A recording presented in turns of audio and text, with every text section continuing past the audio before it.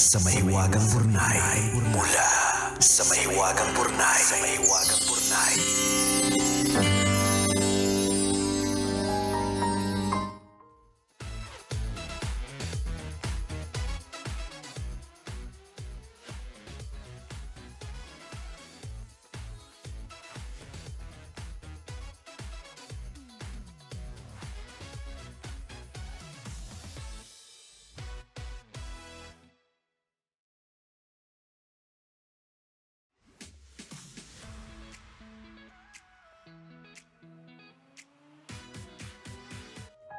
Dear Nicole and Diego, itago nyo na lang ako sa pangalang Ken, isang inhinyero dito sa Ibayong Dagat. Regular akong nakikinig ng Mahiwagang Burnay pero kahit sa hinagap, hindi ko inakalang darating ang panahon na susulat ako sa inyo. Ang totoo, napilitan ako. Kailangan ko kasi ng matinong payo sa problema ko. Ay, Ako, di mo hindi sure. Hindi ka ba nagkakamali?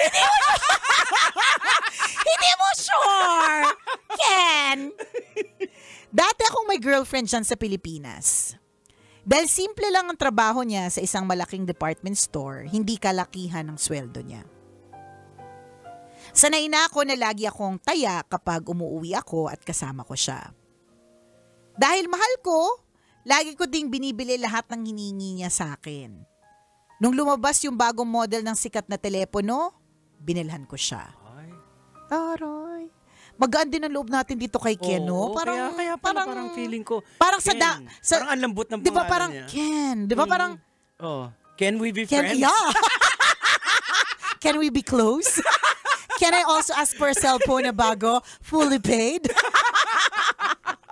So yun nga, nung lumabas yung bagong model ng sikat na telepono, binilhan ko siya. Nung magpabili sa akin ng electric bike, binili ko din. Ay. Nung nagpabili ng massage chair, hindi siya nagdadalawang salita. Akala ko, bill mo ko lang ang bisyo. Mhm. Hindi pala. Hala. Nagsimula siyang mangutang sa akin. 20,000, Ouch. 50, 100,000. Kung susumahin, umabot ng 300,000 lahat ng utang niya. Ay, may pampautang ng 300,000. Oh, Ken! Beke naman. Ken! Pautang naman! Dumating sa punto na wala na akong maipautang kasi halos linggo-linggo nagsasabi siya.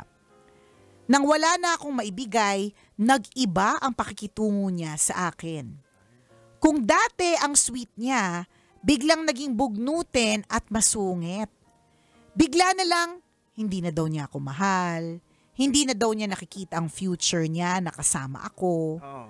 Nakipaghiwalay sa akin sa pamamagitan ng mahabang message sa messenger. Kahit ubod ng sakit, tinanggap ko ang naging desisyon niya. Ibinigay ko ang kalayaang hinihingi niya. Wala naman akong balak bawiin yung mga mamahaling bagay na binigay ko na sa kanya. Yun na lang sanang 300,000 na utang niya. Baka naman pwedeng bayaran niya. Malinaw naman na inutang niya sa akin yon at hindi ko ibinigay lang. Pwede naman niyang hulugan, maibalik lang. Pwede ko kaya siyang singilin? Pwede, idaan mo sa amin. Oo, correct. Pero may interest kami. So sabi ko sa iyo, Ken, di mo sure kung makakapagbigay kami ng tamang advice. O ibaon ko na lang ba sa limot yung utang niya? Parang yung naglahong pag-ibig namin sa isa't isa. Salamat po sa inyong payo, ang inyong tagapakinig, Ken. Ang hirap. Alam mo pa, depende sa'yo. Feeling ko lang para wala nang sakit ng ulo. Ganun talaga in life, meron pong tuition fee. Para matuto po tayo, nag-aaral tayo, 'di ba? So magbabayad tayo ng tuition. Kaya lang di ka na nag-aaral pero may tuition ka pa rin sa halagang 300,000 pesos, 'di ba? May mga iba na mas malaki pa diyan ang kanilang tuition fee in life. Pero mas pinipili nila yung peace of mind versus yung maningil. Sa akin lang kasi parang babalikan mo pa ba lahat?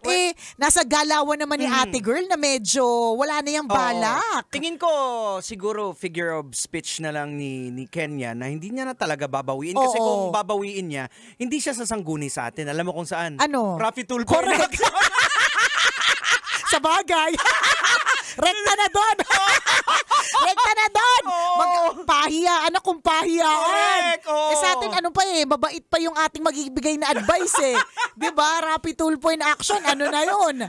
Basic. Malalaman na ng buong angka ninyo.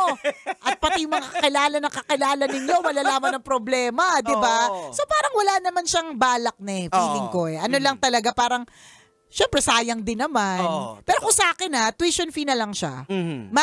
Makikitain mo pa rin naman yan. Nagbabarko ka pa rin naman.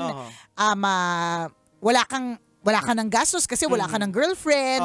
So ngayon, it's another lesson to be learned. Correct, yan. Alam mo, hindi kasi pwedeng sabihin na yung girlfriend mo lang yung may kasalanan dito Tama.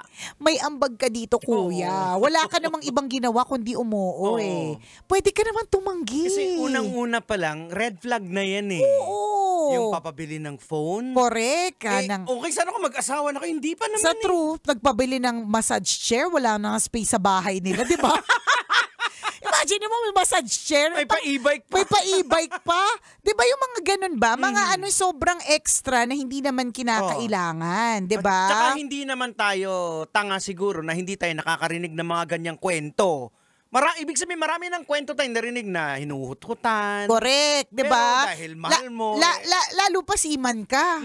For sure, yung mga kapwa mo seaman, may ganyang kwento. I mean, kayo yung mga pwedeng maging biktima ng panghuhut-hut kasi malayo kayo. Correct, madaming extrang income, di ba? Yung mga ganyan. Hindi lang si girlfriend mo, yung ex mo yung may kasalanan dito. May ambag ka kung ba't ito nangyari. Tama, Di ba? At kapag natanggap mo na meron ka rin naman palang ambag dito and this is a lesson to be learned, easier for you to accept Correct. Na ganun. Mahirap lang talaga. Lalo, kalbaw, hirap ka rin ngayon. O siguro hindi. Kaya siya, alam mo, kaya feeling ko kaya nag-isip ng ganito to, baka naubos na yung current na ipon. Tapos, hindi pa sure kung kailan ang renewal ng next na contract. Kaya syempre, kung sino, kasi ako ganyan ako pag wala na akong pera, nag-iisip ako na, sino na nga yung mga may utang sa akin? Masingil na nga, di ba? Pag walang-wala ka na. Pag walang-wala na, totoo, di ba? So itong si Ken, feeling ko nasa ganyan ka na sitwasyon. Na medyo hikahos ka rin ngayon, ganun. Pero, wag na. Sa akin, wag na lang din. Pero ang tanong ko kay Ken, etong girlfriend ba, mala Barbie ba to? Kaya nga di ba? Gaano ito kagaling? Gaano ito kabongga?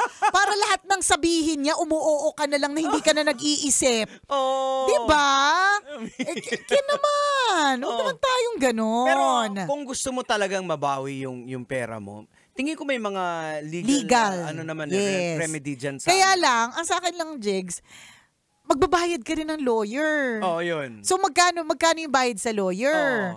Iba pa yung acceptance fee dun sa parang every time na meron silang mga ginagawa. Pero so aabot din ng 300,000 yun. Pero kung gusto niya makatipid, may re-recommenda ako. Tatakutin lang.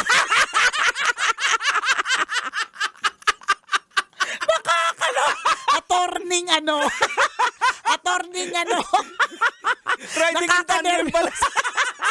Ikaw, nasa sa'yo yan. Sa amin ka humingi ng advice Una pa lang sinabi namin, hindi mo sure. Yung kakilala ni Jegs, pwede niya naman balikan yung mga dating contact. Nasa phone book ko pa.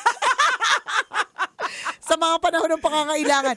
Although may mga iba na kaya din nila pinupush yung mga legal o kaya yung mga sinasabi mo. Honestly, may mga ganun marami. May mga ganun. At we don't recommend natatawa lang tayo. Pero may mga ganun. Para lang din, kung talagang ang intention is maibalik sa iyo yung pera, may mga paraan din naman kasi talaga. May mga, minsan, sa demand letter pa lang, 'di ba?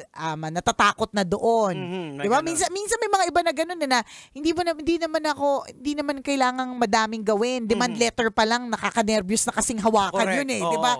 Yung mga ganun ba? O kaya sino ba? Meron din kami mga for hire na acting na kunyari magse-serve ng warrant. Charot. Depende. Si Kajot. Kadit lang. Di ba? So, yung ganun. Pero kung tutuusin, wag na lang. May ambag ka naman din dyan. Umuo ka din naman talaga dyan. Sa totoo lang, kasalanan mo rin din in a way Correct Meron kasi yung sunod-sunod, paghingi ng phone, Tama. Hindi, tapos yung pag-utang na... Oo, na sunod-sunod na malalaki na. You can din. always say no. Hindi mo pwede sabihin, wala naman akong choice kasi girlfriend ko siya. Hindi, may choice ka. May choice ka sabihin na wala na talaga. Hindi ko na talaga wala na talaga akong shell out para sa'yo. Hindi Ayan, may kabayaran talang pagiging tanga. Oo, correct. Totoo yun. Totoo. And we learn from that experience. So next time, ito na mahalaga dito, Ken. It's not the end of it all. Ngayon na single ka na, ibig sabihin, meron ka ng panibagong pwedeng pagkahumalingan. Ayan, oo. At yung pipiliin mo, mas magiging wais ka na. Tsaka meron ka ng model na mga taong dapat iwasan. Correct. So alam mo na kaagad na kapag ka, umingi ng e-bike. Kung mga pa-e-bike na, nako, red flag na yan para sa'yo. May possibility. Pwede mo namang ituloy pa yung relationship, pero magiging mas wais ka na. Diba? Halimbawa, kung ikaw yung mismo nagkusa na gusto mo siyang bigyan, correct. Yung hindi humihingi. Yes, ganon. Diba? Yung ganon. Meron ako isang kaibigan na ganyan Red flag niya na rin yan. Yung parang hingi ng hingi. Kaya every time na meron siyang nakakarelasyon, tas nararamdaman niya na ganun. Kasi medyo yayamanin ito So parang basic para dun sa mga babae na humingi, parang mga ganun. Ano na yun, parang red flag na para sa kanya. Na siya, unti-unti na siyang nagle-let go. Ayan, tama Ken, pakinggan mo yung sinasabi ni Nicole kasi yung naranasan mo. Naranasan ko po. Alam mo ba, mga hiningi sa akin. Nag-no na lang ako nung humingi na sa akin ng wheelchair. Noong mga una, charot, ako pa talaga, ako nagbabayad lahat, matuloy lang yung date. Huling pera ko na, pero ibibigay ko pa, matuloy lang yung date namin. Ako ba tagahatid? Yan, ako na lahat. Ayan, diba? Pero ngayon, tingnan mo naman, prinsesa si Nicole sa kanyang naging asawa. Actually, nung na-meet ko yung asawa ko, nasabi ko talaga sa sarili ko na, ganito pala dapat yung treatment. Sa sobrang sinanay ko yung sarili ko na ako yung gumagastos para sa lalaki. Kasi lagi akong ganito Gusto natin ng equality. Gusto natin ng pagkakapantay-pantay. So, ibig sabihin, ang babae pwede din gastosan ng lalaki. Pero papunta na ako sa Becky na taga-bili ng sapatos. Correct. Pupunta na ako doon. Pero tapos agree na ako sa parang pare-parehas na kami ng mindset ng mga friends kong Becky. Mahal natin May binibigay namang kapalit. Yung ganon. Tapos yun nga nung iba na yung naging jowa ko. Tapos ako na yung ginagastusan. Sabi ko, ganito pala yung tama. Hinayaan ko rin Yun din yun. So yun, ganon yun, Ken. Yan. Hinayaan mo din. So, ako hindi ko na binalikan lahat. Kaya yun yung advice ko Huwag mo na balikan lahat. Okay na yun. Ang sakit pa sa ulong babalikan.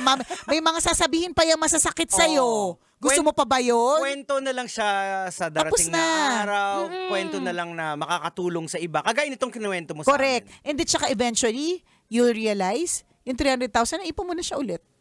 Nang hindi na sumakit yung ulo mo. Oo, tama. Diba? Okay. Matuto ka sa akin. Lalayo pa ba as an expert na laging nagaganyan sa akin ka matutok, Ken. Siya, exit na muna tayo. Alright, hanggang dito na lang po kami mga kumikinangers. Ako pong kumikinang na ulo, Diego Bandida. Kasamang kumikinang ina mo na si Nicole Liala. Kailangan pa bang i-memorize yan? Basic! Kailangan pa bang i-memorize yan? Love Radio. Basic!